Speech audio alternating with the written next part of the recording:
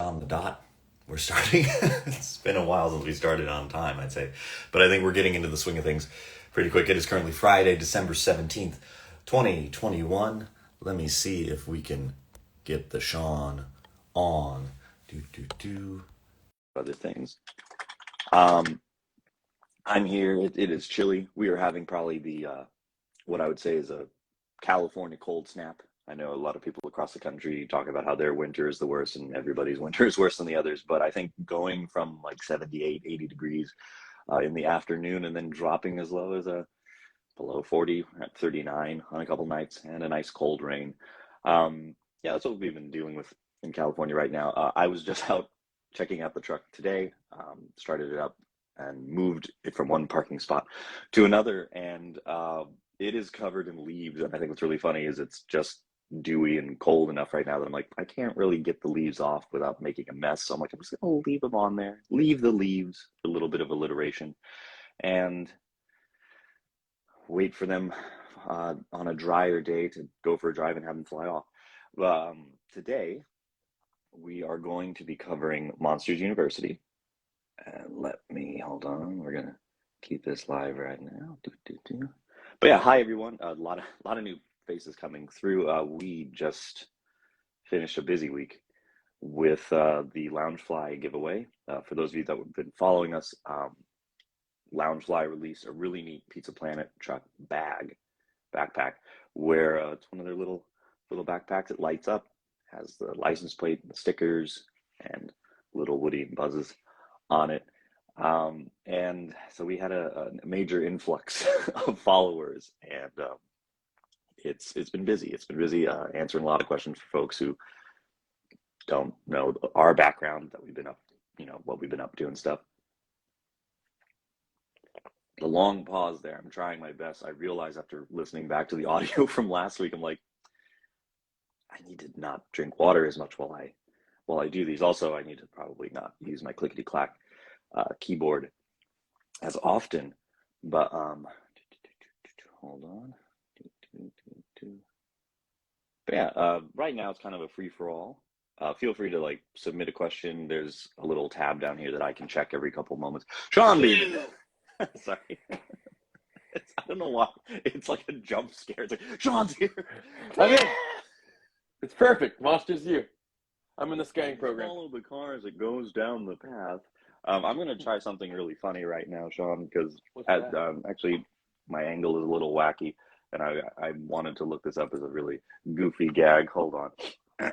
Who rode Star Tours back when that was a thing, or the original Star Tours as it came out? Because we're going to do, let's see. Star Tours 45 elevated platform has been activated. Commence final pre-launch sequence. That's what I get. That's the fun I have with having a standing desk. That was my big holiday story. A standing desk to myself. I was like, what happened? Oh, you stood up. I had bought one of those new levitating iPhones, but yeah. So I was just kind of going over with the current listeners that we're going to talk about Monsters University, which came out in 2013, and I'm looking over your show notes, and it terrifies me. We were talking about it before we started. The passage of time. I'm not a fan of the passage of time. Gosh. 2013. So this came out in June of 2013.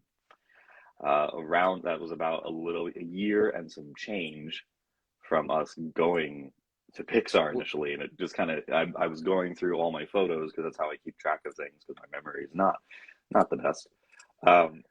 And we're I realized barely out of Pixar, really, and we're still feeling the effects of it. At that point, I am in hardcore downhill skate mode, a la Billy Board's Will Brown. Got me back into skating on that Billy Pizza Board. Planet trick.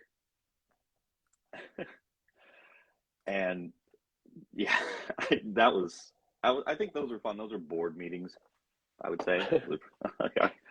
Board meetings. I feel like we should just do like a little, we did the road to Pixar and we need to do the board to Pixar, where just I'm terrible at skating. I just cruise these days. Will's the only good one. Yeah. Will's really the only good one. Will is I think the best way to describe Will Brown is he is the Dennis Wilson of, or is it Dennis? Yeah, Dennis Wilson of the Beach Boys, where he was the only one that actually surfed. He's the only surfer in the Beach Boys. He's the. I like his Oh, old profile he had the. on our old website. It was Oh like yeah. Oh man, what did we put? He the one that he walked had out? like Felix watched. not a man of very few words, something like that. What was it? I gotta look it up. I just remember that Felix's was basically Captain America. Mine was like a jumble of like '80s cartoons. Mine I was like, Animal. Mine, you yeah, literally yeah, copy and yeah, pasted the yeah. Muppets thing for Animal. The crazed drummer of the Electric Mayhem. I like the one that I still have it as a draft. We've been trying to update the website for years, and Hmm. it's just funny because we just it's the internet has changed, so having like a homepage with bios and stuff. But I think we need to get back to that. But your updated bio draft is what is it? Camera ready, but camera shy. Big facts. Yep. Let me see. I So got what's them. going on with Let's the see. truck, dude? Truck looking good? I moved it from one spot to another today.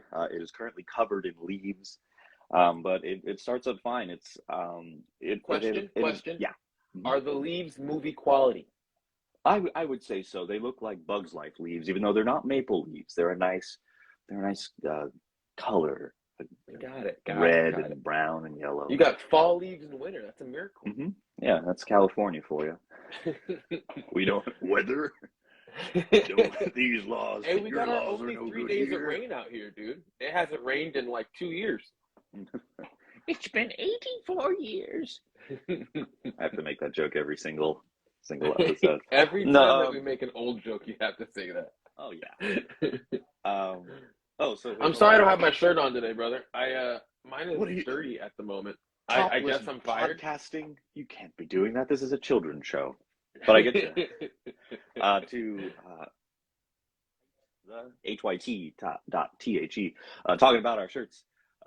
This is our based on a true story shirt by Chosen One Apparel. You can check out their very comfortable and surprisingly complimentary fitting shirts on their website, thechosenone.com. They have a lot of fun pop culture stuff. A lot of their shirts are very Spider-Man centric too, which is perfect. I haven't seen the new Spider-Man yet. I should have gone yesterday, but I feel like I'm the one person on the planet that didn't get a ticket. So I'm in a weird boat too with that. My girlfriend is. We just finished. Let's see, Iron Man 3, which is the Christmas movie of the MCU. We just watched that, but we're nowhere near. She has not caught up, and so I went and watched. What was the one before Eternals by myself. And I'll probably do the same for Spider-Man. I mean, I'm sure we can do a little date together, Marco, and go watch Spider-Man or something. Reunited Go I'd be back to down. Marina Pacifica, like back in the day. Oh man, those were wild nights. Do Do you you still remember do? this? Do you remember this? Remember going to see Batman and we saw Liston. What's his name? Something Liston? Tony Tiny Lister. Yeah, he And was here's the thing behind us. that's what was so crazy to me was I was like, oh, he's an actor. That's cool. He's from Friday.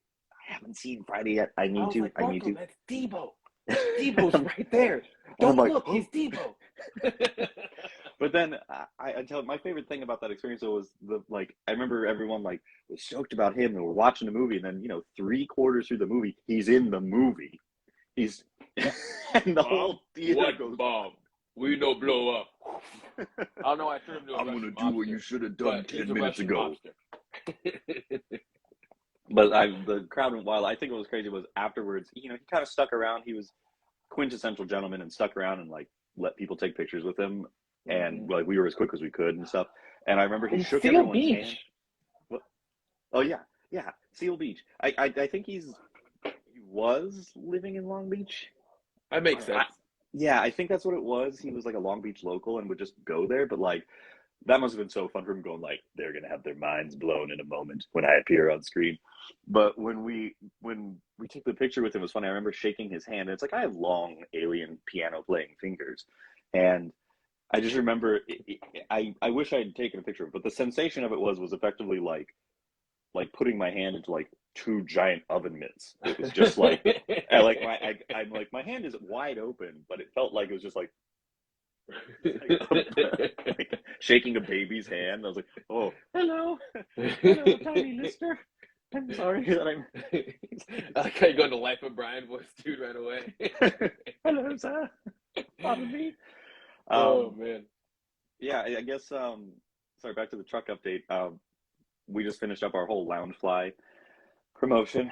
Had a big influx of people coming in. A lot of fun new questions about the truck.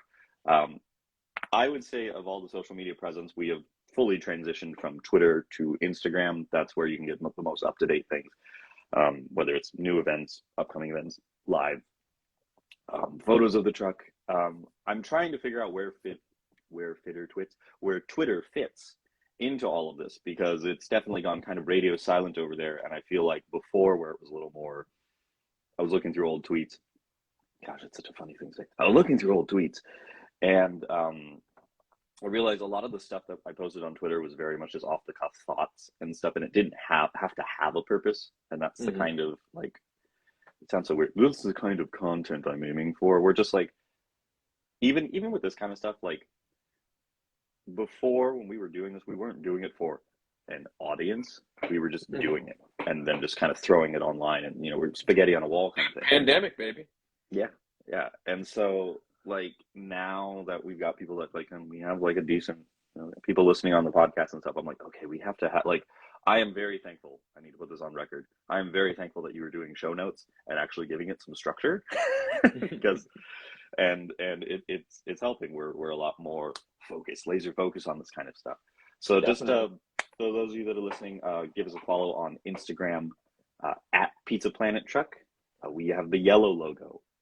Do not be fooled by others. There was a very large influx of actually, like, scam accounts as soon as we posted the giveaway, and they all have yellow logos. So, like, if you see a double L or an extra underscore, that's not it. Also, too, if a random account that only has 10 followers and no posts follows you, it's probably not us. Yeah, we had a funny moment with my mother yesterday. She's like, I want to see your page. So I showed her the page, and she's like, I don't get how Instagram works. So I was showing her stuff, and she's like, it says you have 800 followers. And I was like, yeah. She goes, that's a lot of people. And I go, I know. She goes, and then we go on to the Pizza Planet Truck one, and she's like, well, it says they have 20,800 followers.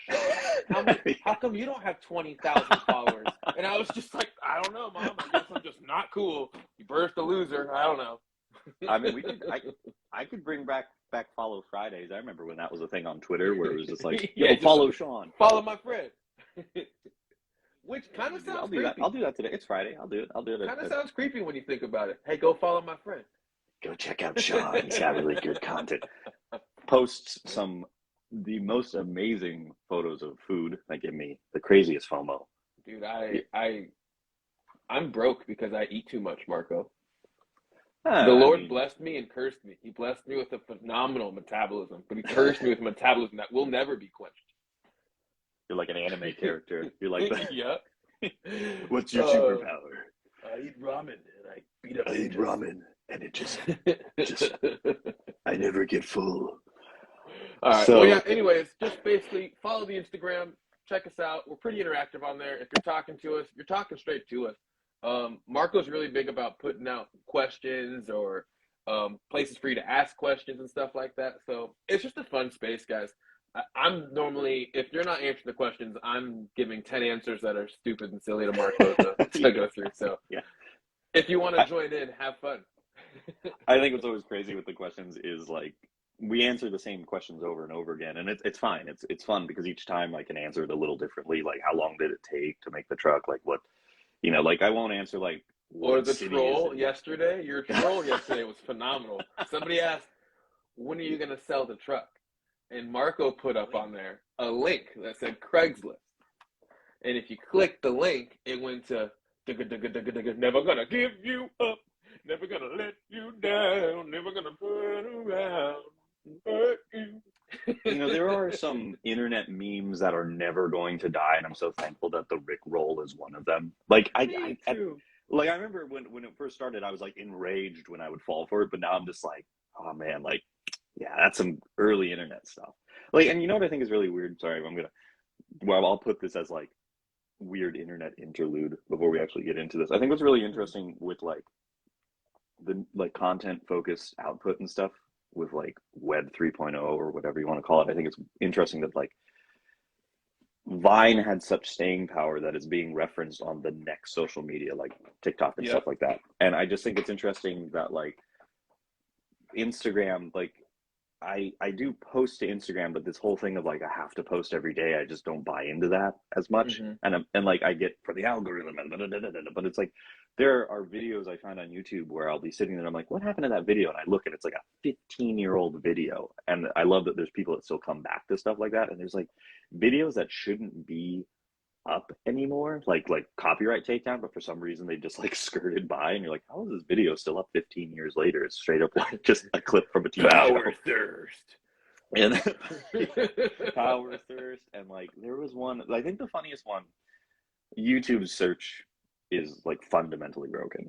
And I think what's really funny is I remember when, like, to me it was like the first like viral video I encountered on YouTube. There was this like group of kids that did a Feel Good Inc. music video where it was just them like walking through their neighborhood.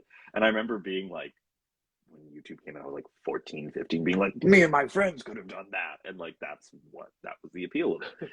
And I can't find it. All like, I think it's so funny. Copyright, dude. They came down on everybody. I just think what's so crazy with like YouTube now is that like I will look for something and I'm like, I would like to look up how to skateboard. And you know, usually you would find like 6 different videos ranging from like you'd have a video that's like 30 seconds and 6 minutes and 20 minutes. And now, because of the way the algorithm works and stuff, instead of actually getting the original clip or result that I'm intending to find, I will find 10 videos of people I don't care about reacting to that video that I'm looking for.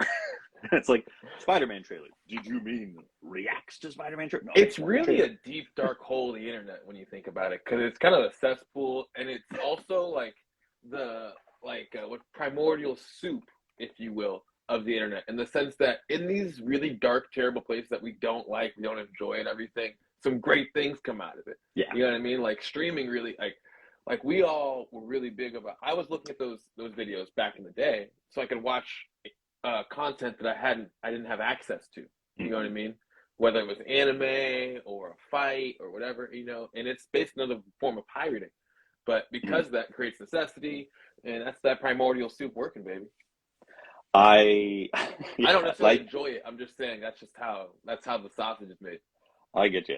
I think what's so crazy now is like I think with the internet and like is that there's so much access to stuff, but at the same time, like when you really do the breakdown of like how many movies are on Netflix versus how many movies have been released, and like just how all that's tied up, and you're like, there's so much content that could be out there, but it's like impossible to find. Like you go to like I went to Amoeba and like, well, no, it's impossible, but it's not, because it's only impossible to people like us because we don't have the access. In other words, I mean, like I don't know how to get to like what's it called when they when they take a website from 5 years ago and take a snapshot of it and you can access like archive.org. Yeah, all that stuff. If you want to go through that, you could find the videos that are missing and stuff, you know, but that's up to you. It's an endless, it's like having a library that goes on forever. And if you want to, you could find it, but is it worth it? You can go to another store that has it. Mm-hmm. Yeah, I feel you. All right, most of you. Let's get to it, dude. Yeah. I'm just going to stand like this so I can mark it later, so just don't mind this. Monsters University came out in 2013. We were 1 year out from going to Pixar. We were still figuring out what to do. I think that's what was interesting. Around that time, a lot of people were asking, like, what are we doing next? Or now, I think the question that a lot of people would ask us was, yeah, and it was a mix of now what, but it was also like, okay, you've gone to Pixar. What, like, you've done everything that you can. And I just remember, like, I don't know why. It's honestly kind of like a huge point in our group where we all kind of started to split up, you know? Yeah. And, like, not to say that we're split up, but we're split up. Yeah, it's the I don't know, the ending of the movie about high school where you get the little bars, you know, below where it's like so and so went here, so and so went here, and everyone, you know, people moved away. And you forget about me. But we did I think 2013 was the first time we did the Hollywood Christmas Parade. It was. So I think let me see. Bro, I wish we could find some tapes of that. I'm over there scooting, booting on my Z-Flex off a rope behind the Pizza Planet truck. That is dope, man. I think, like, actually, now that I look at it, I think, like, that year was probably, like, the last year where we all, like, kept getting together consistently. Because, like, I look and it was like we did the road trip, like, in June up north again. We did the Christmas parade, and it's like, and then everyone kind of went to the Four Winds. And, you know, it was, you know, it's tough. Like, everyone was in the later years of college. So, like, when you really start to have to buckle down and stuff and just, like, life. Colin had kids. Sarah's moving on with life. She's going into, like, more of the what's the word, the social space. She's really really latched onto that, and she's really spread her wings today. You look at where she's you got Felix went on to basically, you know, adult life. She's got her garage and everything she's doing. She's got her mans and all that stuff. Boom, shakalaka. Christiana gets married. You know, Jacob moves to Colorado. Will and I skateboard like every day and hang out all the time. We come get lunch with you every so often. And that's really the crew. That's it. You know, we all kind of, like, I want to say grew up, but it's what it was. Like, we're all in college at that point. Some of us are graduating college. It was a real exodus for the group. Yeah. And, like, it's funny because I think, like, the parade was the biggest thing. Maybe the car show that we did. That was when we made the newer parade rocket. That was made in, like, a month. A lot lighter.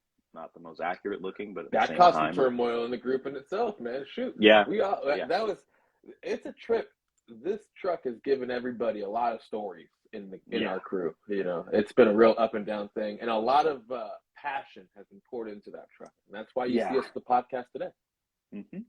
Yeah, I have a photo here of Will with one of the prototype rockets he worked on, and it's just like, I look back and I'm like, I could have been much more organized with that. And I know, like, Will and Jake put a lot of design work into this, and it's, you know, it's like I can't even put it into words right now, like, the amount of work. Forever and ever we'll have that. Yeah. All right. Yeah. So from there we go to, what did I say? Expectations. What did you? Yeah. Okay, so we were at the campus, at Pixar's campus, right? And when we were there, they showed us the Brave stuff, okay?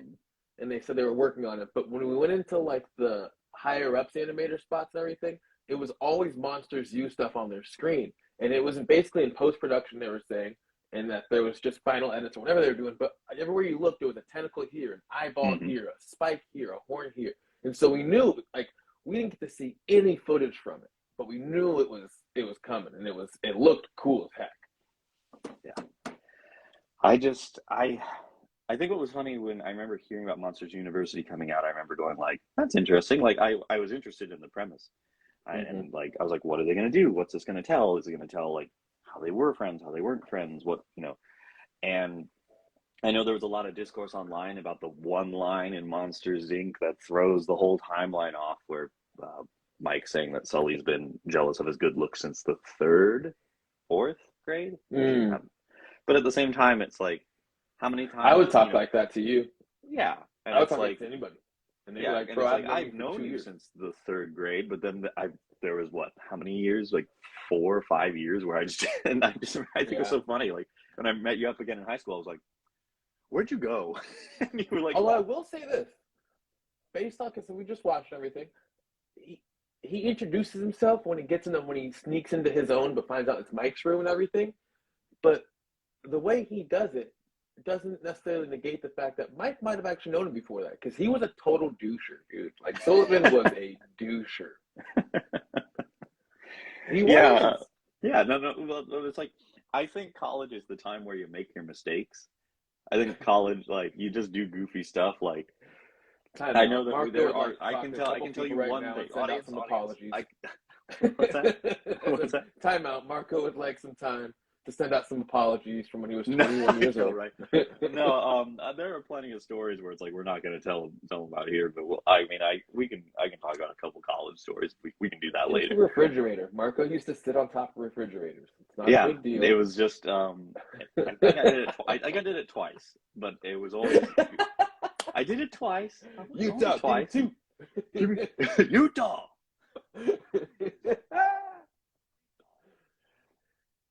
So, all right, we're skipping ahead a little bit here. Let's go back to the opening scene because you're right. There was that expectation where, like, is it gonna really fit in it perfectly and everything? And I feel like personally, it does fit the timeline as snugly as it could for a movie that there wasn't necessarily that they didn't know was gonna have a sequel when it came out. Start off with the opening scene, and Pixar, in Pixar fashion, hits it out of the park with just a zinger. The opening scene is supposed to be basically your thesis statement for the movie. These people over here let us know that this one's going to be about Mike. The first one was kind of about Sullivan and his whole interactions with Boo. This one's more about Mike. And even though Sullivan is a main character, it's the same way that Mike was a main character in the first one. So we start off and we see the cutest freaking thing ever. It's Mike Wazowski. Not Mike Lowry. It's Mike Wazowski. Which I still feel like from the first one, if we substituted Mike Lowry for Mike Wazowski, it'd be pretty fun. But we get to see how cute he is. He's got his little braces and everything. He's adorable. He's 2 feet. He's a foot tall. And I feel like it really exercises a lot of things that we all felt like in our life. One of the cool things about being an individual is that we get this whole cycle of emotions throughout life. And so even if you weren't the loner, there's been times where you felt like the loner. So it was very relatable what you saw in this next few moments. We get Mike getting left on the bus, being the last one picked, essentially. When we choose, what are they called? Buddies? You know? They're little field trip buddies. Like, field trip buddy. And that's a trip, too, because, like, I feel Mike for sure on this one. You know, like, I moved to elementary schools. Everyone was real mean to me at first. But I still knew who everybody was. You know, like, I knew what your favorite sport was and all that stuff. I might be tiny and unseen. So anyways, I'm Mike Wazowski. And it's cool because when they go on their field trip, we see Monsters, Inc., a familiar place that we've been to before. We get to hear a very, just like, you don't know it if it's your first time seeing it, but it's a familiar voice and one that America's fallen in love with. John Krasinski plays the scaring monster inside of Monsters U. And it's a really sweet crew of scarers. They all, like, once again, they hit out of the park because the thing that we love about Pixar, especially the Monsters universe, is their world building. And so there's characters here that we'll never see again, but you can tell they spend a lot of time thinking about, and knowing Pixar, there's probably a background for every single one of them. And so we get John Krasinski going out on one knee and basically hitting this kid like a cop or a fireman or a fighter pilot would, and just say, hey, you could do this too, kid. You know? And it's funny because there's a little bit of back and forth between a fear tech guy and this guy with his Monsters U cap, you know. And I think we've all been on both sides of that, where we've been the person trying to give inspiration as well as being the person who's been inspired. And I think the next thing I really want to talk about, actually, I'll give you some space. You talk for a little bit, Marco. No. I just think I always think about that 3-headed pigeon, 2-headed pigeon. When it goes down back and forth. Yeah. And like, I think what's so funny is like, it feels like when you look back on like being a kid, like you went on all these crazy field trips. I just remember all the local authors that would come to our school.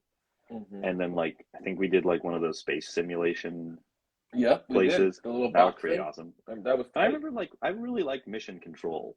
I don't know what that says about me, but I remember I like sitting at a deck and like, because I remember the space portion was like kind of goofy, but I remember and then like, I don't know, like did you ever have like a formative moment like that in your life where you were like at a field trip? Or I had a couple. I remember we went to the base when we were like in kindergarten or first grade or something like that, and they let us sit in all the helicopters and all the planes and all that stuff. And for like years, I really, really wanted to be a pilot. I was like, this is for me, dude. Like, I'm about to be zooting out of here, going all fast and everything. I'm colorblind. Like, I'm colorblind, dude. Like, it's bad. It's not even, I want to pretend like it's not, but it's pretty bad. And so I can't fly. Like, they're not going to let me fly a plane, you know? Like, I tell them the red, green, and yellow on a traffic light by position, not by color. They're not going to let that fly. So there were some formative moments on field trips like that, for sure. I will say this. I had some of the best times of my life as a preteen on field trips. Mm-hmm. You know, and that goes into my next statement, which is there's a certain invulnerability you have before you turn 18. Oh yeah. You know, and like I say that to say, like, we got into some crazy stuff, Marco. We did all kinds of fun stuff. One of my best friends is Clark. We used to blow things up, dude. Like literally blow things up. I got into tennis with that guy because we would light tennis balls on fire at night and play fire tennis at the park. And then we really got into tennis. So there's just like this invulnerability. You feel invincible when you're a kid. And then the world just keeps on reaffirming that.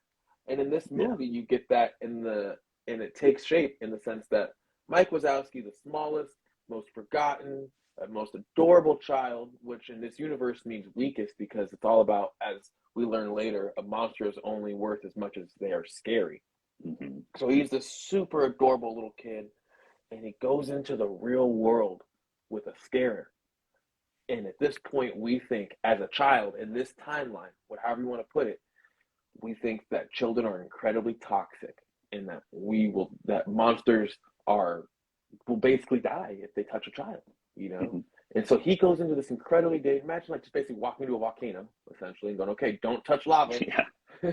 Floor's lava. He does that. And not only does he do that, he gets a front row seat to basically LeBron James just dunking, you know, and winning and killing it. And when he gets out, that's when everybody else knows, but that's when the monster realizes he was there the whole time. Which in itself is a foreshadowing of the sense that there's some real skill inside of Mike. Mm-hmm. You know what I mean? Because not very many of those kids would have been able to be unseen, unheard, and unknown throughout all that. You know, that's something that Mike has. You know, a lot of those monsters learn that later, but he has that as a child. That's pretty cool. So there's this whole like just invincibility that I think that I really identified with between like, you know, being a kid and jumping off of high things, or you know, like going into places that literally are marked like don't go here, you know, like just that kind of stuff. It's so relatable. We all do it. Everyone. So yeah, it's just like I think about some of the stuff I did as a kid, and I'm like, how did I not die? Like I don't like looking at it now, and I'm like, I get it. I get why parents and adults are like that, because kids just do stuff where you're like, whoa, like no one said no, but then no one has also put the possibility of danger, or not even danger, but it's like that's not gonna happen to me. You nailed it. It's danger. It's literally life or death situations that you put yourself into all the time until just one day you just kind of start to stop a little bit. But I don't get it. Like, I don't know, man. We would make bombs, bro. We make dry ice bombs. Yeah. And hold them and shake them, and like, what if I all of a sudden just I come up looking, I'm like, whoa, Sean, how you doing? Oh, I'm doing good, pal. Like, there's no harm. It's crazy. Yeah, it's just like, what else too? Just like we were talking about it even in 2013. We were doing some pretty crazy things in parking garages with skateboards and that. Yeah, you had a picture. One of our favorite things was to bomb parking garages because it's like an endless hill. You hit the garage, you go down all the way down to the bottom, and then you take the elevator right back up. You do it all over again. It's a great time. And I'm taking Marco to this one that's really fast. It's a little corkscrew going all the way down. You're killing it. Such a good time. And Marco, poor guy, somehow he takes one of the turns a little too sharp, and there's like this giant hole. It's literally this wide. And if you know a skateboard wheel, which is about that wide, it's not going to make it through. So Marco took pictures of it, dude. And the thing, it's like from the photos that night, there's like 3 photos, and it's the sick photo of you like zipping along, looking super cool, and then there's a picture of the floor, and it's the hole that almost killed me because I was taking this, we're taking this turn like super fast, and it caught the backside of the board. I remember this, and I like kicked the board away, and then you're doing that thing where you're like running, and I'm like looking, and I go, oh, okay, I'm gonna run straight into a wall. I don't want to do that. Sorry, it was the trajectory it sent me on was I was gonna run off of like crash into like a it was like gonna hit the ledge and flip end over end. Second or third floor. Yeah, and so I was like, okay, I'm not gonna do that. So then I like kicked and like ran into a wall, and I was just like, oh, okay, like that was the injury I sustained. Is it funny is it bad that I imagine like if you went over the wall, you would have hit like a Goofy scream? Yeah. And that was the end of the Wilhelm scream, ah, kind of thing. That'd be so good. I'll just tell my lady about the Wilhelm scream. All right. One other thing I want to talk about though is the Monsters Inc. building. So like that came out what, like 7 years before this, right? Like 2006 or something. I think so. Yeah. Oh no, it might 2001. Yeah. 2001. Okay, so the Monsters Inc. comes out 2001. They use the same building for what Monsters Inc. looks like in this one, which makes sense. You know, it's just even before that. But it really, what's cool about it is Monsters Inc. is such a basic, blocky, square, monotonous building, you know? And Pixar has gone leagues beyond leaving us with anything that looks like that in any other movie. And not to hate on Monsters Inc. or anything. It's a beautiful movie. The color palette on it is gorgeous and everything. But you see that it's the most drab part of Monsters U. And it's also a really cool point of reference to know how far Pixar's come, because they go back to the same universe and they show you how colorful it could be. So it's funny because like you watch the original Monsters Inc. and I think what's so fascinating about it's just like there's like they only show you certain portions. They show you the lobby, they show you the skater floor, and then they just show you the hallways, and that's really it. Like it's this huge sprawling workplace campus kind of thing. And when they come back to it in Monsters U, it's like it's still the same. Like it's funny. It's like it's the same but different. Like you put them side by side, like they match the color palettes and stuff, and it's so neat. It's just like to see that familiar location through the eyes of young Mike is especially fun too. It feels a lot more gaudy too. You know what I mean? Yeah. Much more large building than it did in the first one. I think too they were kind of playing up that like Monsters Inc. when you came like it's weird, like you look back it worked out where it's like when you go to the Monsters Inc. in the past that's in Monsters U, it looks so fresh and clean, but like maybe it's it's Monsters Inc. at like the peak of its output.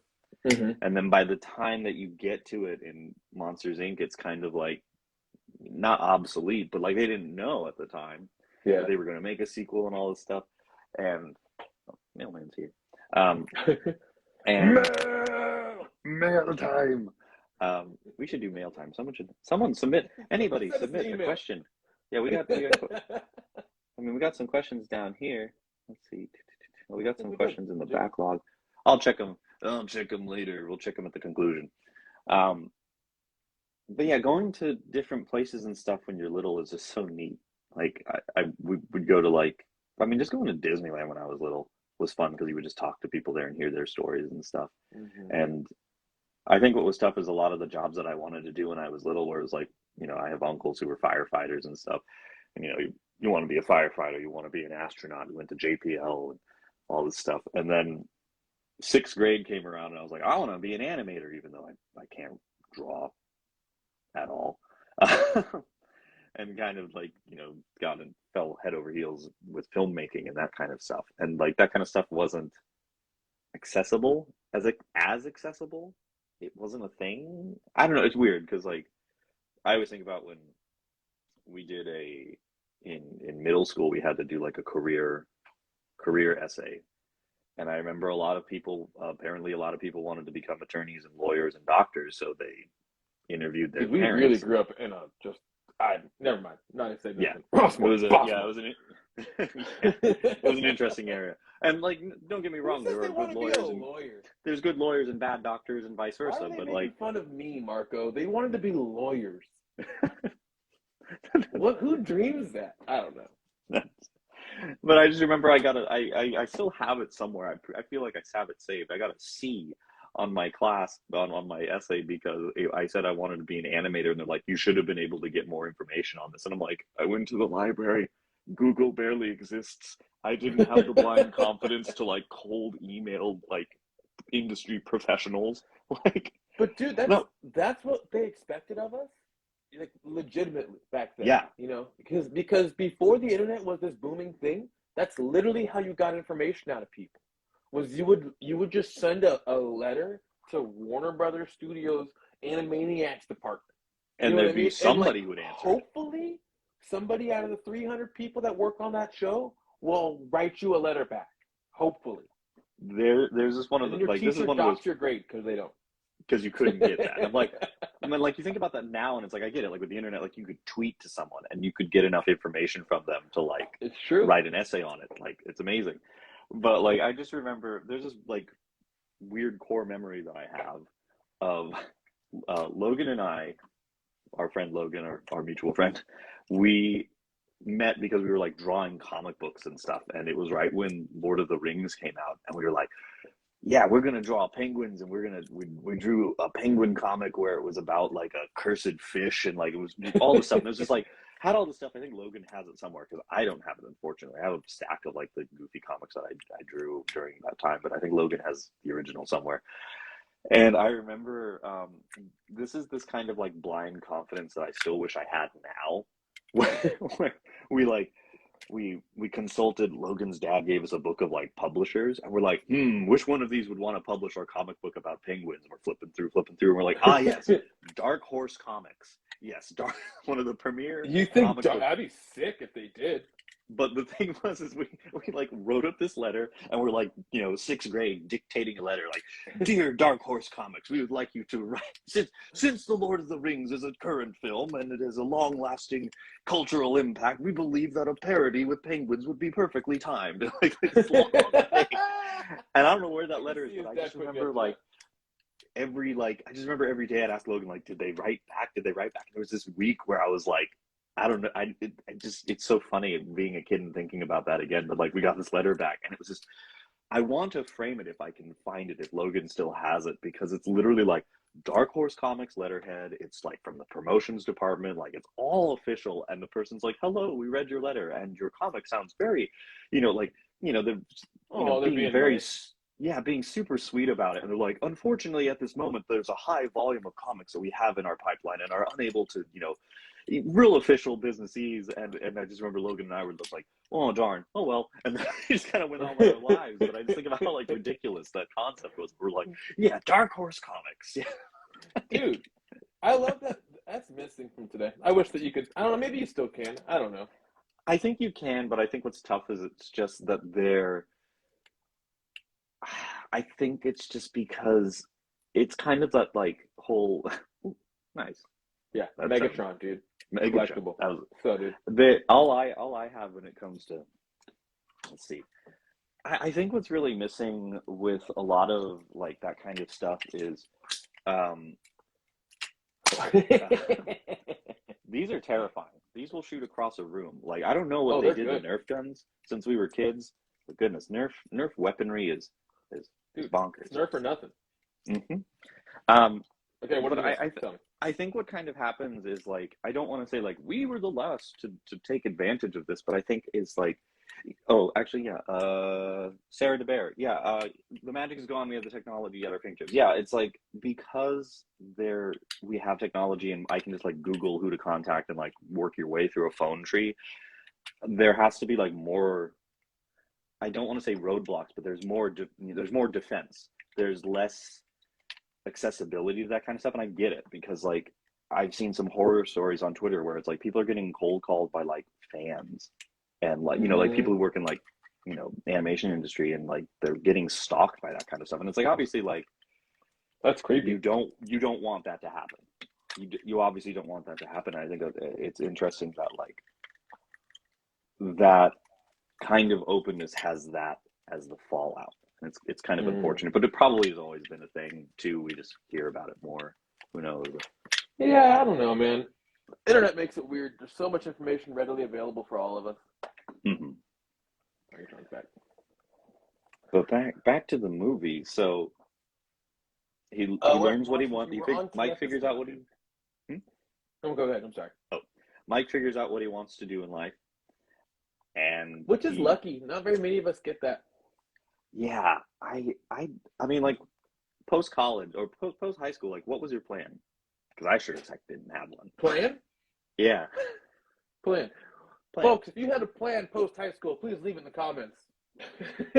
and tell us, like, what you ended up doing. Because, like, I think my whole thing was, like, I wanted to go to film school, and then that kind of, like, fell by the wayside. And then I was like, okay, I'm going to get a general education. And we both went to OCC, right? You did OCC? Yeah.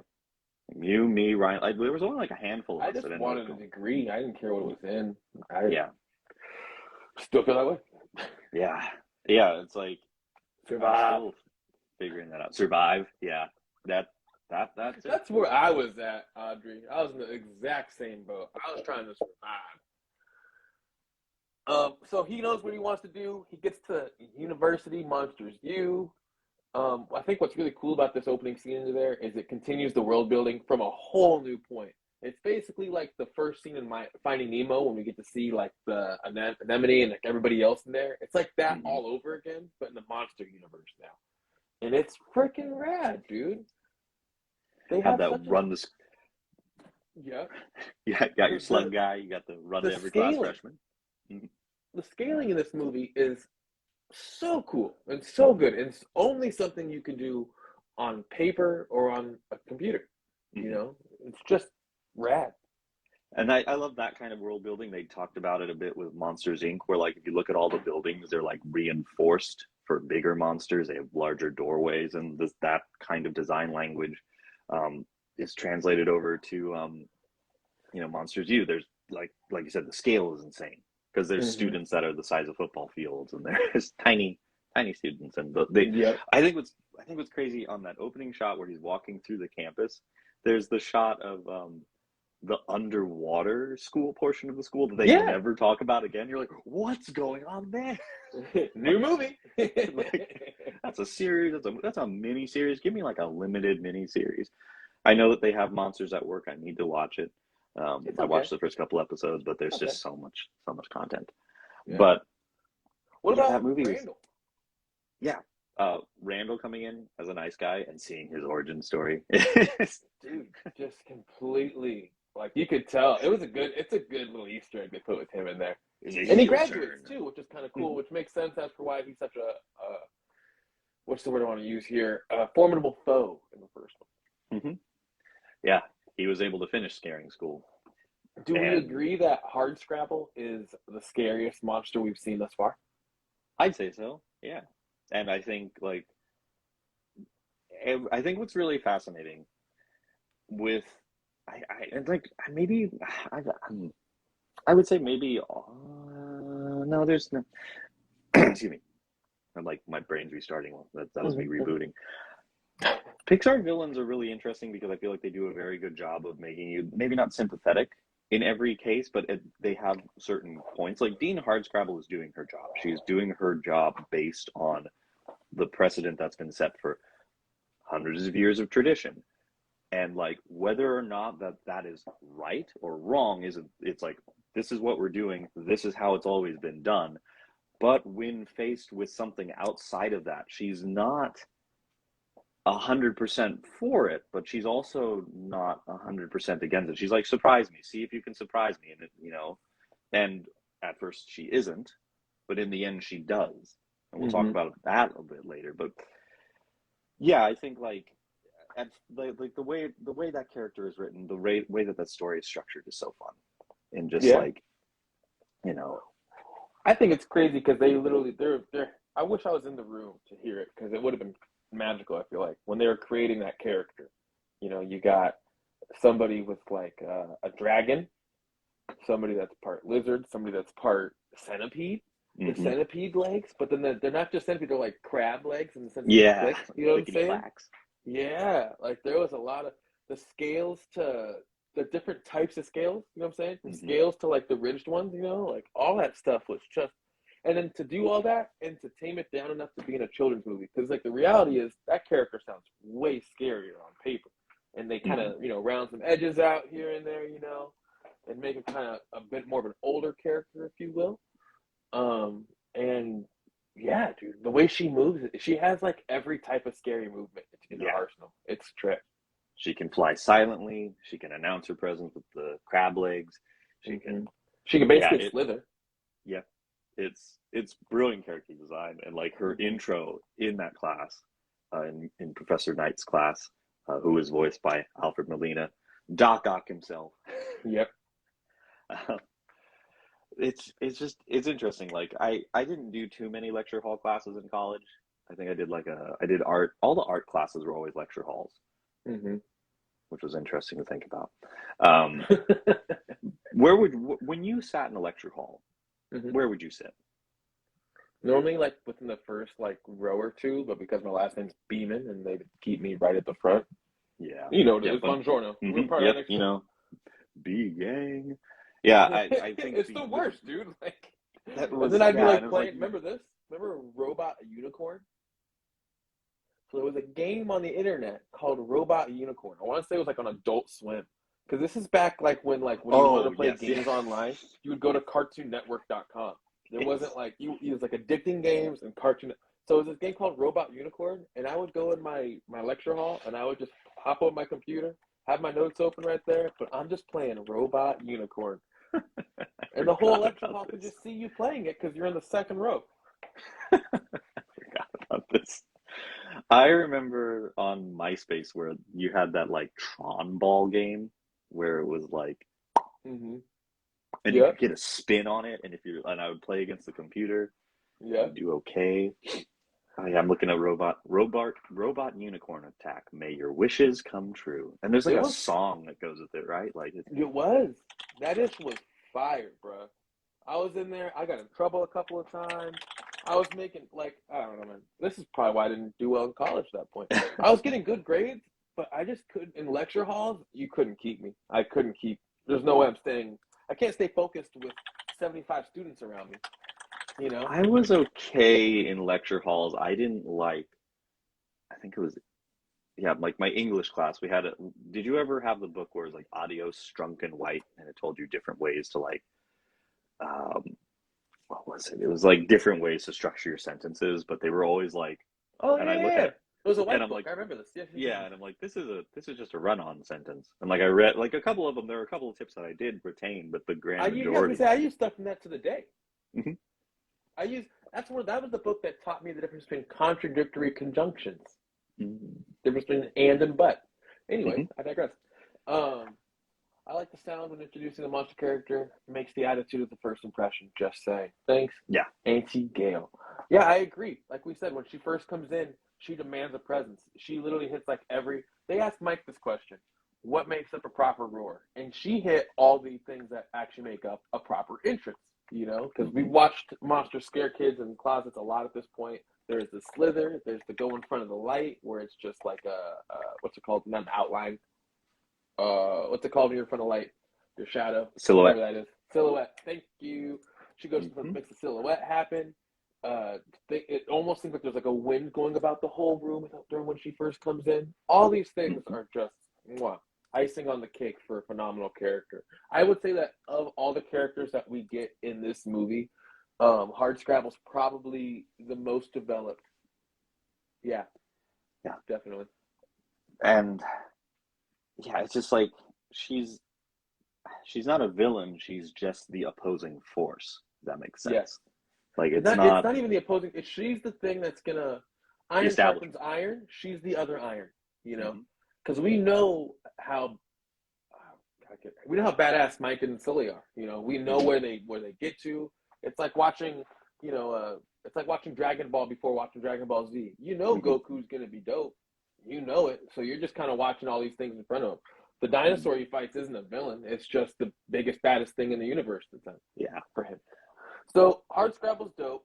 Mike and Sullivan are two completely different characters there than they are when we meet them.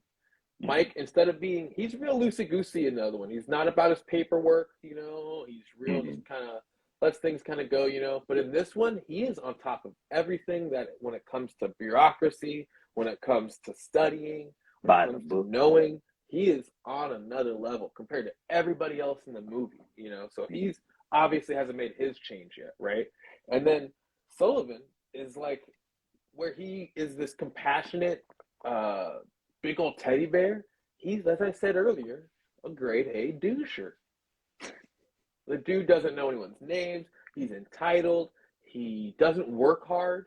He relies on his family name. Yeah, and he's a butt to other people. Like he literally he's elitist. That's the word I want to use here. He is elitist. He thinks he's better than. And so because of such, it's a really good pairing of an unlikely duo. which they already were in the other one, but it's a great way of writing themselves into a new corner and saying, we're going to change the whole thing, and we're going to get them to there. We're going to pull each other back closer to the middle. I think it's interesting encountering like people who like butt heads at first, and then eventually become like the best of friends and stuff. And like, or like even having friends that are like, you think back and you're like, you know, how did we meet? How did the world just boop, boop, boop, boop, boop, you know, revolve around and things worked out in the end? I remember, actually, we'll bring up Clark again. I remember meeting Logan and Clark in middle school, and I was in math class, and we were doing something. We were doing like drawing wars, and we were like drawing stuff and like holding them up at each other in the back of the class. And I just remember I had this vivid memory. Clark always used to draw clowns. Just that was his like go-to thing. And I just remember, I think about this, it's like I just remember seeing Clark like holding a picture of a clown that's just like flipping you off. You draw all these dumb things. And I became friends with Logan because we realized that we were in every single class together in 6th grade. And the more I think about that, I'm like, what schedule? How did that happen? How did that happen? One. Yeah. How did that happen? And what scheduler wanted to unleash the two of us on different teachers, from PE to English to math to science? Oh, you know how like presidents, they take pictures of them in the beginning of their term and the end of their term? Yeah. All your teachers from 6th grade, beginning of the year, end of the year. I need proof. I don't think we were that terrible. We should bring Logan on to one of these and talk about certain. You were terrible. You were terrible. For sure, terrible. Marco, you're what's known as an enabler, and Logan doesn't even need one of those. I have a lot of friends too, though. Like where, even if you might start off great, but there's just some friends where down the road you might take different paths, whatever it might be, and you end up on different sides of the fence. And it's a trip how like sometimes those people that you, for whatever reason, the universe puts you far from, you end up the closest to. Mm-hmm. And one of my best friends, Josh, and I, we disagree just about everything politically and so many different social stances we're on different sides of the fence on. But he's my best friend. I was best man at his wedding. And what's crazy about those kind of things is just like in this movie, is that we pull each other closer to the middle in a lot of areas, you know, where it's great to be able to have somebody with that perspective. You know, Mike needed somebody with Sully's perspective. This is what it's like when you have everything, you don't have to work as hard. And Sully the opposite, you know, he needed it as well. He needed somebody to show him this is what it looks like when you have to work hard for what you get, you know. And where you could go when you do put the work in. Yeah. And it's neat. It's like, I know we're really delving into like, I just think that this is the kind of stuff that like any film that can prompt conversation is a good one, good or bad. Definitely. And, I don't and want to say that per se, because sometimes there's movies that are so bad, Spider-Man 3, that you also talk about, and they do prompt conversation, Spider-Man 3, but that doesn't mean that it's a good movie, Spider-Man 3. Yeah, good point. I have, my friends and I did spend one evening and watched Food Fight. It was like 2015. I'll send it to you. It's terrible. Okay. I want to see the one movie that I've heard about. I'm sorry, I'm going off here. It's about a tire that kills people. Yes, Rubber. Mm-hmm. I think it's called Rubber. It's like the tire that rolls along and it just runs people and over. It's supposed to be good. That's the thing everyone keeps telling me. It's like, no, dude, you don't get it. It's like you're sitting there thinking, this is the worst movie plot of all time, right? I'm like, yeah, it sounds terrible. I go, yeah, guess what? What? It's good. It's good. What? It's great. I miss coming up with really goofy movie concepts like that. One day. Okay, so we get down. We have Sully's gross, which I think we'll come back to in the very end, I'm sure. But it's just notable. He really, as much as I said this is Mike Wazowski's movie, and it is, Sully has the most growth of any character by far. You know, between the douche that he was in the beginning and the way that he kind of puts everybody else before himself in the end, it's a real testament. And it's something that I think we all kind of strive for in our own lives, is those kind of those pivotal moments that prove to ourselves we are worth it. We are good enough. We are the good person. We're the hero in our own movie, you know. So we get to the scare games. We get introduced to some of the what do they call it? Fraternities. You Mm-hmm. got the most popular one on campus, Roar. And that's what's his name? Johnny Worthington. Mm-hmm. Nathan Fillion playing his lovable jerk. He's lame, dude. He is lame. He even has an underbite. Like, I don't get why he's cool to anybody. I'm watching him. I'm like, dude, you got an underbite. Your arms are made out of like signals to you marble, that someone's stonewood flooring or something, dude. I don't know, man. You're not that cool to me. No one's gonna. Fun fact about Sean: I don't like it when people are mean to others. Like when I see somebody who's like, "I'm cooler than you. I'm gonna treat you like a loser." Immediately, my ass is like, "Nah, dude. From now on, you're the loser." Yeah. Deal with that. I think because I never had a Letterman's jacket, I wasn't good enough at any sport or anything. I've always thought it was funny. Like, here's the thing: people who have Letterman jackets for being athletes in like high school, college, whatever, cool. And then when you encounter people who still wear their Letterman's jackets like when they're like 40, I'm like, as like a daily thing. It's called holding on. I because you know what I mean. Like I think it's cool. Like when like older guys and ladies are like, oh, like I still fit my Letterman's jacket. I'm like, cool. What was your sport? And they're like, underwater basket weaving. Like, I think that it's totally acceptable in the right environment. Yeah, like there's healthy and unhealthy. If you're going to a college game or something like that, or your alma mater, 100% wear it. I got you. Mm-hmm. But if you're going to the grocery store, I'm not. Yeah. I feel you. You kind of. That's like taking Do you take the Pizza Planet truck to the grocery store? I haven't. I think the most mundane thing I've done in the Pizza Planet truck is I used to take recycling in. Yo, Paper Planet Studio, I see you. I let her in academics. Got her. We should have done. We could have done like our improv team or something. Oh man, I lettered in choir. Not a thing. Doesn't even sound cool. Okay, Johnny Worthington, dude's lame.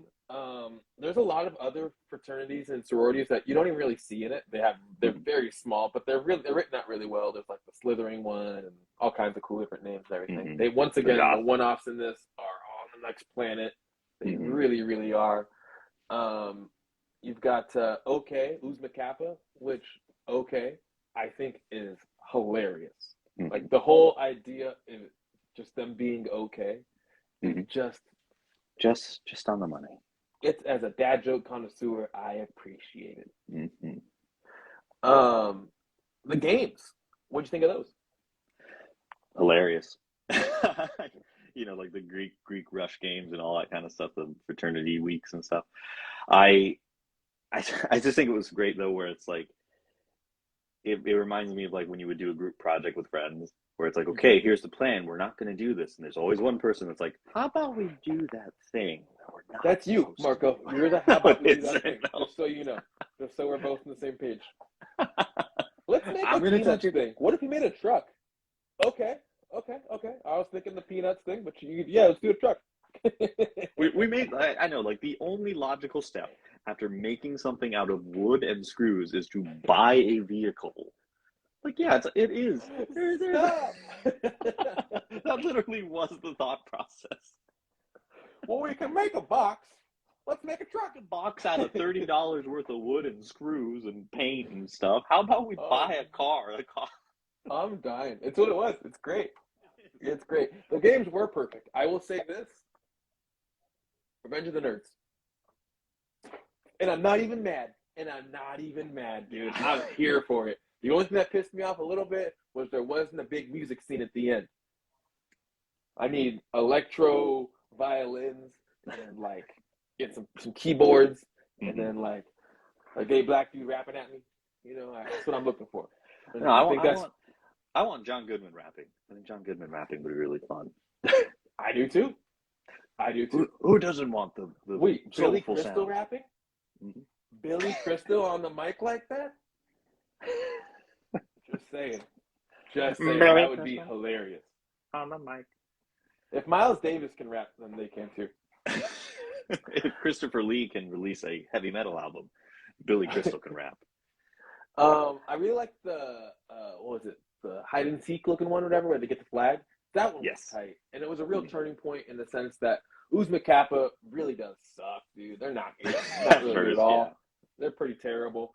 But they kind of remind me of our crew. It's like a ragtag bunch of dudes. But like if you arrange them correctly, you get magic. And that's exactly what you get. Because in that one, we got kind of like Mike Wazowski in the first one, in the beginning of the movie. He's one of the only people who can really sneak because he's not very scary. He's very small, which is just like our character. What's his name? Remember what his name was? Which one? Squishy. Squishy. Just like our character Squishy.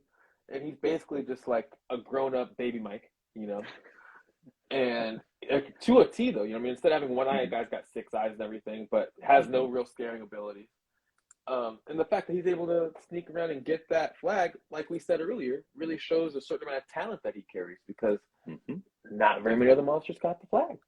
It wasn't a thing, I think Don Carlton might be my favorite character in the movie, though. Don Carlton. I'm not really. Don't think of me as your father. Think we're already brothers. Think of me as like a fraternity stepdad brother. The initiation downstairs. Oh, don't mind me. I'm gonna be walking, and we're gonna be pledging to the front. It's so good. He's phenomenal. He really is. I like all the characters in it. They're the best. The party scene with all of them there, all the one-offs inside of there. Watching them just cut loose and I don't know, man. It takes a while for Sully. It's the beginning of Sully's turn for him, where he finally starts going, maybe these guys aren't so bad. Maybe I can be friends with them. And that's kind of where I feel like I have that in me, where I will be friends with the silliest, weirdest, funniest, coolest, strongest, weakest, dumbest people. Just because they got great hearts. And that's all it takes. It's really, but I'm serious. And so, there's a certain amount of glow that I start to see from John Goodman's character after that, where, you really start to be able to root for that person. Your connectivity with them is on another level. And you just kind of want positive things to happen to him all of a sudden. Whereas I said, I didn't. If you're going to treat other people like that, man, shoot. I hope that what you put out is what you get. So it was really cool to watch, Sully really make those big turns right there. He starts dancing, he's grooving, he's caring about them, and he wants them to succeed. And that's the true mark of a friend, is wanting the best for your friends, because that's what best friends do. Yeah. And that's the end of it. No, kind of is. At that point, we got, basically Sullivan was just basically too dumb to pass the original final. And he wasn't going to, and then him and Mike ruin everything. Upon ruining everything, they're forced to become, I don't say friends, but what would you call it? They're forced on the same team, Yeah. And it just it creates a magic they weren't prepared for. I don't think, and it's crazy too because the prince wasn't prepared for it. Nobody was trying to make them work. Everybody was trying to pit them against each other to lose, And for them to come through on top in the end was pretty rad, even including the cheating. Because I kind of feel like Mike didn't need that. I think that's feeling, man, he was gonna succeed. That's the thing about that. It's one of those you're never gonna know, but it's I don't think he needed that much help. And there's no way to know, and that's what for them to show that snapping a finger makes it sensitive, is real sensitive. It'll make anything go off, but I think he did okay. He would have at least gotten a 3/4. I think you know what I mean. I agree. And also, I just think that there's something to be said about his technical advancements compared to everybody else. He's more technologically sound. So I think that he might have been able to hit a couple points that something like a computer would be able to read into. Not that I read too far into things or anything. I have a power scaling thing on my podcast. But anyway. Go ahead. Go ahead. I think one thing about this movie that always sticks with me is is it okay to move on to the ending portion when the real world? Yeah. I think what was neat, there weren't any moments that I would say were gut-wrenchingly ugly crying, but I do think that the moment by the lake is a very underrated moment, because it's Sully admitting vulnerability, where the entire movie he's always been just kind of on the offensive. I couldn't even bring a pencil. Yeah, didn't even bring a pencil to school. And then he's talking by the lake with Mike about how, like, yeah, he's scared of failing, he's scared of not living up to the name, and like, so each side has their own fears that they have to play into, oddly enough, by being scares. And I always think about it, to bring my own story into this by talking about that. I remember when did you ever have like a theoretical high school quote, like what you, if someone wanted to put a quote in your yearbook, like what you wanted it to be? Not then, but I have a bunch now. The one that I had, I was one of those people that like drafted stuff and never did anything with it. And I always wanted, the phrase I always thought I liked for a long time was, I always would say, I will not settle for mediocrity. Hmm. And I think about it because at the time I was very much like, I don't want like a 9 to 5 job. I didn't want like that kind of like, there's a difference between routine and repetitiveness. I think we talked Mm-hmm. about this. And I didn't want repetitiveness. I was okay with a routine and knowing how things would go, but I didn't want to be doing the same thing. That makes Gotcha. sense. Yeah. And so to me, like that kind of stability was a form of like boredom for me. Mm-hmm. But now that I'm older, I go, oh man, I was a jerk in high school. Like, Why do you think you were a and jerk? well, like, because I think like I was like, here's all these lofty goals that I'm gonna do, and then like anything else is silly. And now I'm just like, oh, everything is fun. Everything, like anything's cool now. Like, I don't know. I feel like I'm a I little heard a good more. one today, kind of on that same tip. It was anybody can get by. Getting by is easy. Mhm, Getting ahead requires work. Are you prepared to get ahead? mhm, And like, I think it's very true because to this point, I'm ahead, but I'm also getting by. I'm on that little cusp right there. mhm. And Yeah. I would say that there's always room for me to get further ahead. And I Mhm. think that's a wonderful thing to stand by too. Whereas it sounds like what you're saying, it seems like you're saying, I had these lofty goals, and I was saying anybody below these goals was in the mediocrity. But now I realize that mediocrity is also a pleasure. It's a wonderful place to Yeah. be as well. Yeah. I agree, but that's a perspective thing. Where that line of mediocrity that you now say is great, where that is in your brain, is something that's specific to you. Yeah. You know? I mean, like, I think it was at the time I was like, I don't think I would want to be like a bank clerk. But at the Yeah. same time, like, to some people, like being a bank clerk is like amazing because it's, Mm-hmm. if their life was like unpredictable and this and that provides structure, I'm like, great, good for you. It's Yeah. just not for me, kind of I thing. hear And you. I think like being able to like see that, like, I know it's a very basic, like, very basic concept of like, oh yeah, different strokes for different folks. Like, Sly and the Family Stone already talked about this. Like, Yeah. Well, I think that kind of ties in wonderfully to the end of our movie, hmm which is, you have this idea of what mediocrity is, of what success looks like, of where happiness is going to be. You know what I mean? All these different things, where like this is what you think it's supposed to be, this is hmm what it could be, this is hmm what it should be, and this is what it is, right? yep. And trying to get all those as close to each other as possible is probably the goal, right? hmm And in the end of this movie, upon cheating, they got to get them to where they get to, right? Which is hmm successful, happy monsters, hmm and however you want to frame that. And the way they did it, they put them in the mailroom at Monsters Inc. hmm Which to your point, in the beginning of the movie, I think they even made a comment about how they'd be working the mailroom or something like that. The beginning of the movie, the mailroom is put on the lowest rung of the totem pole. It's the last place you want to be, right? And they're excited to be there. Not only hmm are they excited to be, they got there, they have perspective now. They say, we're going to be the best version of ourselves in this space that we could possibly be. hmm In that, be the best version of ourselves, right? That's all those could be, should be's, will be's, all that's coming together. And that's where it is, the best version of yourself. And just aiming hmm for that. And that puts all those together. And Pixar does a wonderful job again of not only teaching us values of what it's like to put hard work first and to understand that what you have is enough because the hmm world puts exactly what you need in front of you. You know what I mean? You don't always get what you want, get what you need. They Exactly. needed to be in the mailroom. It put hmm them together as best friends, and it gave them an avenue to accomplish their dreams, which they will do soon. hmm what year did we go to college? We graduated high school in 2008. Oh, wait. A long, long time ago, in a galaxy far away, Sean and Marco went to OCC.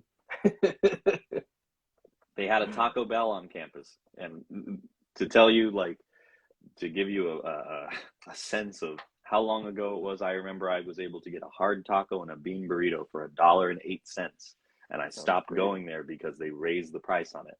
Because I would come in every day with $1.08, and then they're like, "Oh, it's $1.20 now." And I'm like, "Nope, I can't pay this." Like, I did the same thing at El Pollo Loco for the longest time because it was a dollar for a BRC. They have $1.08 for it, and then one day it was like $1.25. I was like, "You're out of your mind, dude." No, that's crazy. I've got 3 pennies and a nickel.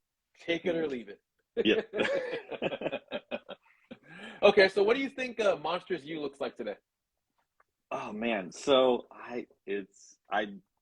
what you wrote down, it's a comedy school. It's clown college. It's I was thinking about it. It would be really fun to go there because it wouldn't be necessarily just a clown college. You know what I'm saying? Like there'd probably be a clown area. There'd be an improv area where all the kids are cool and do improv, and there'd be a stand-up area. There'd probably be some like props area kind of a thing, you know, like all kinds of stuff. I think what was really neat too with Monster University is they did hint, like, at the one when they took the class on like the scare canisters, like it holds everything. There's a technical college on there. There's the art side. So like there's so much. There's still a lot of the science part to go into it. 100%. Door technology, scare technology, the efficiency of both. Yeah, no, for sure. There's definitely still a lot there. And mind you, all we really changed in this world was that we went from using hydro dams to wind power.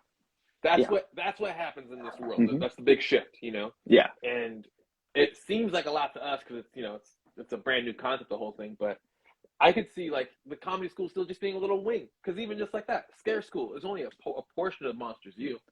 Yeah, it's like studying just the athletic department. Or of a college, and like there's so many stories out of that, and it's like it'd be tough to do it, but it would be really funny if they did like some kind of mini series on that where like you didn't have to follow one set of characters through all of it, but it could be like, it kind of got the scare floor. Hold on, give me 1 second. Close the door. 1 second. Yeah, no worries. And now is a time for a commercial break where I will tell you about our sponsor, Chosen One Apparel. They make very comfortable clothes.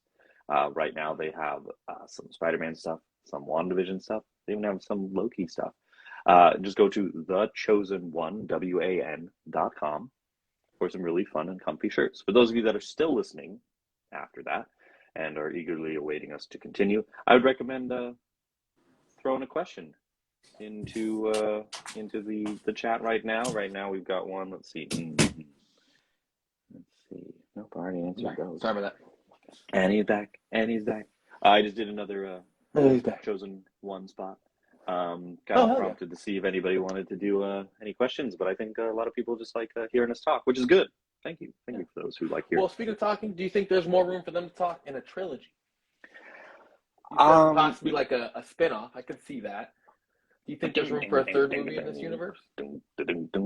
I don't know. Like I'm trying to think of like they did Monsters at Work, which is about Monsters Inc. post the last shift. I think question what's for you tough on was, that real quick. Yeah. I have a hard time watching some of the made for TV Pixar stuff, just because it's not very Pixar-y, like animation wise. Yeah, it doesn't hit there.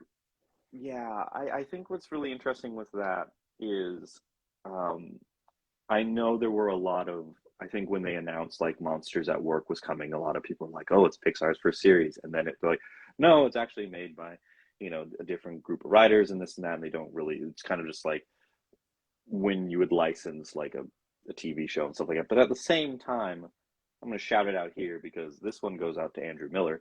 Buzz Lightyear of Star Command. Great series. Yeah, phenomenal. And it needs to be on Disney Plus. And when is it going to be on Disney Plus is a whole thing. But I think that series is a great example of taking something and expanding that world. Bless you. And Monsters at Work, I think I was like 2 episodes in, and I think it's fun to be back in that environment. It's fun to be in, have the main characters that you know about in the peripheral. Um, but yeah, I think it do a 30-minute show based on that property. It always kind of, for it to do well, I think it has to be like not formulaic, but it's sitcom. It is. It is. Yeah. Which is something I don't think Pixar would really delve into. And if they did, it'd be Seinfeld of sitcoms, where it'd be like, what if we just didn't do a sitcom? I would watch a Mike and Sully sitcom. I was like, oh no, Mike, my car's been stolen. Oh no, Mike, we gotta go find your car. Chomp, chomp, ding, a ding, Mike ding, and Sully ding. sitcom is Seinfeld.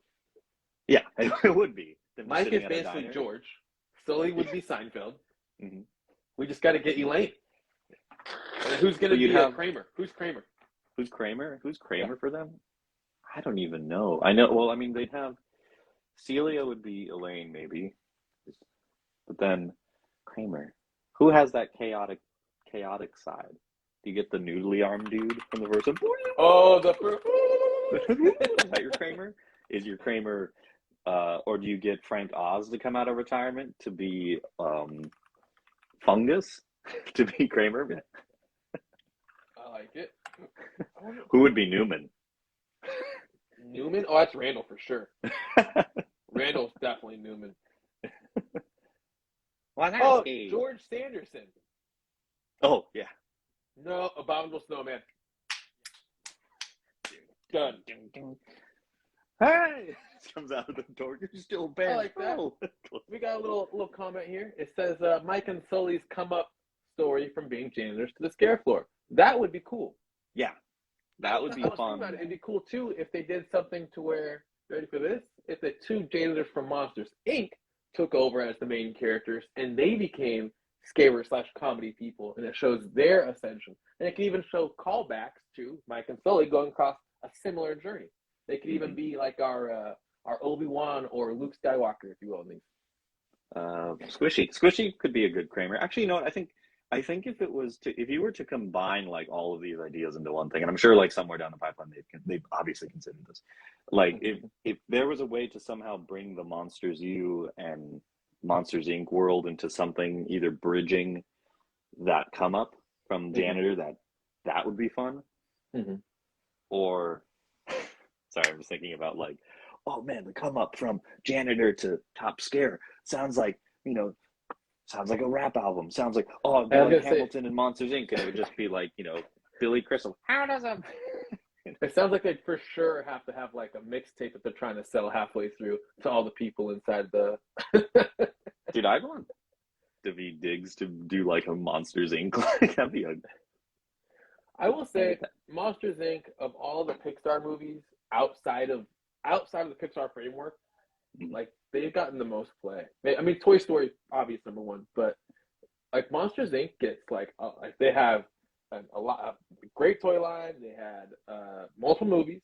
They've got their own the scare floor over at it's probably the coolest non-ride attraction at Disney World. You know what I'm saying? There isn't very many more. More that are better, more quality. There we go. Sorry, my mom joined it. Doing my whole. I know. I was like, I saw you. I was like, what's he waving at? Oh, what you waving, mom? Stop the show. Mary B is joined. Achievement unlocked. We got Tanner in here too. I see you, boy.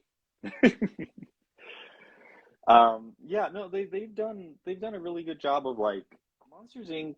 it has that staying power. It has that like you want to return to it at different times of your life, and it like as a kid, as a preteen, as an adult, you appreciate it. And I think it's a good story to tell. I think it's neat, and and when you really think about it, it's the first film that they did outside of Toy Story. It was like Bugs Life, Toy Story, Monsters, right? Toy Story, Bugs Life, Monsters. Yeah, like that's you. Sean, today we're going to be doing some word association. I don't. I will not be doing Chevy Chase rule. That one. No. Hold on, I want to make sure that I'm remembering this right. In my old age. Yeah, that's the order of it. Yeah, and it's like it's weird when you think about it like that. It almost freaks you out because yeah, it's literally Toy Story, Bugs Life, Toy Story 2, Monsters Inc. And it's like it's such a like Monsters Inc. was just this like it's one of the originals, and it just like It was a real flex at the time, yeah. like a real flex. And I mean, and the biggest part of it, where this one does a good job, but not as good as the first one, was the storytelling. That the story of the first one was you talk about like blubbering messes and everything. Kitty, cue the fireworks, man. We're crying. The let's see the music wasn't as good in this one. I'm gonna say that compared to the first one. I'm doing a Monsters comparison now at this point. Monsters Inc. wins music. Yeah, it's got that Randy Newman jazz. This one kind of has a bit more of a. They're going for that collegiate band sound. I believe would be the way to like cool. Kind of the. It was it was drumline. I like drumline. Drumline's cool. Yeah. The truck's cameo in this was very quick. It was when they were riding the little scare pig. I forget the scare pig's name, but the scare pig. And they go by a frat house. And I think what's interesting is that I think one of our missions probably that we could add to the truck would be to try to recreate scenes that it appears in as well as we can. I thought you were saying make a monsters truck out of it. Dude, we're not going to make No, we're not going to make a monster truck. No, but I think it'd be really interesting to like try to do as close of an approximation to certain scenes. Like we've always joked about if any of you followers know anybody who has an Airstream and happens to live in a swamp, we will drive out there. Bug life. Yeah. And then I'm like, okay, well, we need to find like a frat house to park next to for one evening, maybe, just throw a little pizza party or something. And, hello, how do you do, fellow kids? You can go to Logan's old frat house from when he was in college, dude. That's how we have to do. We have to do the Steve Buscemi Randall Park. We'll walk in with a skateboard over our shoulder. How do you do, fellow kids? Doing great. Good. I just remembered that you're standing up. I'm actually standing up doing this. But yeah, the overall, like I like this movie. I would say like Monsters Inc., Monsters U is a fun double feature that you can watch. Like I don't have to like mentally prepare to watch Monsters U versus you could have never watched Monsters Inc. and still enjoy Monsters U. Yeah, and I think they did a really good job of like bridging the two, so they make sense. I will say this though, in comparison to Toy Story 2 doesn't even hold a candle. And it's not a knock on Monsters U. It's not a knock on Monsters Inc. I'm just trying to say that Empire Strikes Back, Aliens, Toy Story 2. Driving Noah to Louisiana. I actually have a friend who lives in Louisiana. He lives in Lafayette, and he always tells us to come driving out there. And I'm like, I have a list of, I have it somewhere. I'll post it. I have like a map of this like proposed loop where it's literally I'm just gonna say this sounds like a Muppet travel by map situation. If we end up doing a cross country road trip, Sean, we have to do our own little. We have to make an animated montage of us traveling by map. Yeah. I want to do like I think it was like SoCal, Arizona, East Texas, West Texas, Louisiana, Georgia, Florida. Don't you want to do West Texas, East Texas? Not anyway. Oh yeah, we would drive backwards. That's some real travel by map stuff. You follow the rules. I'm really bad with directions, Sean. I don't know if you know this about me. Pizza Planet road trip. We're gonna take over the entire world and we're gonna rename it Pizza Planet. Here's the plan. It's the only planet with pizza. Protect the Earth. It's the only planet with pizza. Check it out. We're gonna go to schools made of pepperoni. That needs to be our next topic that we go over one of these days.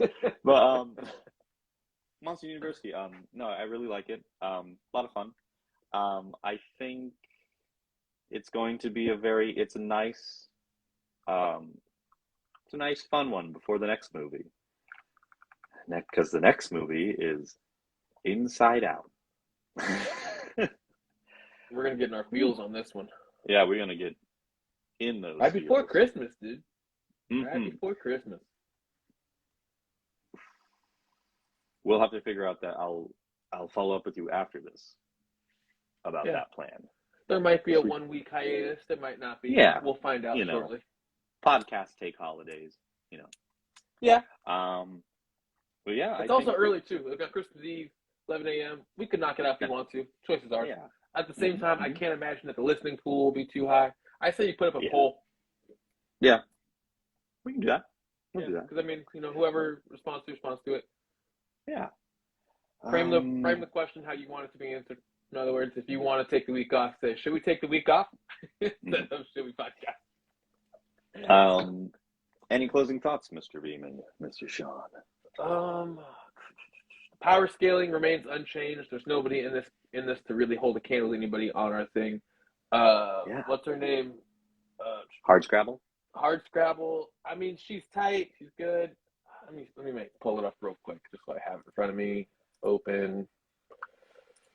I'm trying to think if there were. I mean, can I put Sully on there? If Sully's on it, then she should be on there. Yeah, Sully. I think Sully is on there someplace. But I think if there's a character. Ooh, wait. No, Sully's not on our list. Sully's in our 10th spot. So I would say she definitely falls in our 10th spot. She couldn't beat Buzz Lightyear. She couldn't beat Eva. She couldn't beat Syndrome. And Remy would just take over somebody else and beat her up. 2 characters that are coming to my thoughts. Okay. That may have a chance of maybe breaking that top 10, or at least entering maybe the 11, 10 and a half spot. Uh-huh. You remember during the montage where they're playing the football game, and then the guy gets the slug. ball, and the other guy gets the ball, and the big dude just comes. The big that slug. Dude might. But then I realized I know who could probably take out the big dude. Carl. The librarian. Oh, wow. Who's going to fight an old lady? Like in her heyday, though. Who's gonna take out the librarian? Who's gonna be hard? I mean, like Syndrome might at least put up a fight. Ultimately, he won't be successful because he's Syndrome. But who's gonna be so cold-hearted enough to pull a Captain Marvel and punch the old lady when it calls for it? I don't know what kind of actual because it's Pixar and everything. She doesn't really have sharp anything to really. She only has strength, physical strength. What I'm trying to say. Yeah, that's all she's got. So I think if she's Sully is like a underpowered Ursula. Mm-hmm. I think if Sully is in that top 10, it would be a very close fight? Question mark? Because it would be like Sully. Who do you think wins? I think Sully beats her up, though. I do.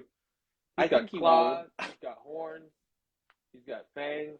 I just feel he just has to avoid the tentacles. Even if he gets the tentacles, he could bite through tentacles.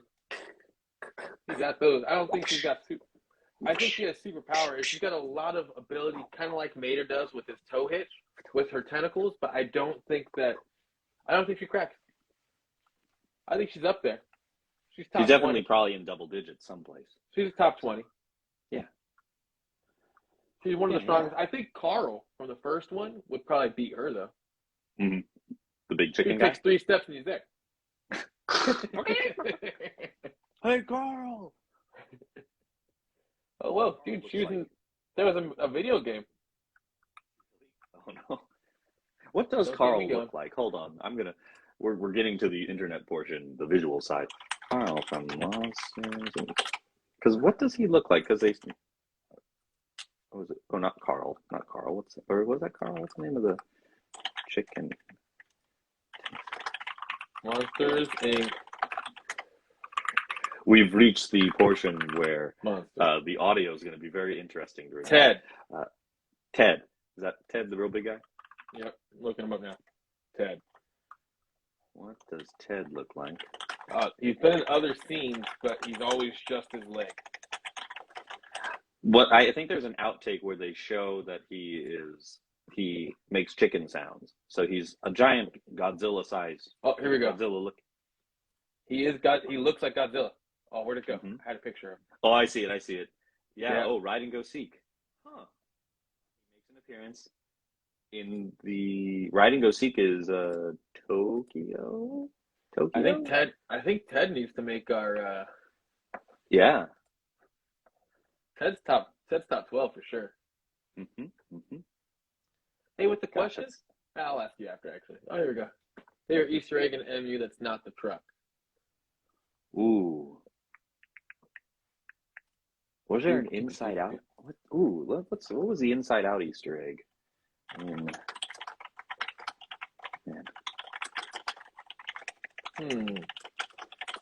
Because they always do that preview thing, Bob. Let's see.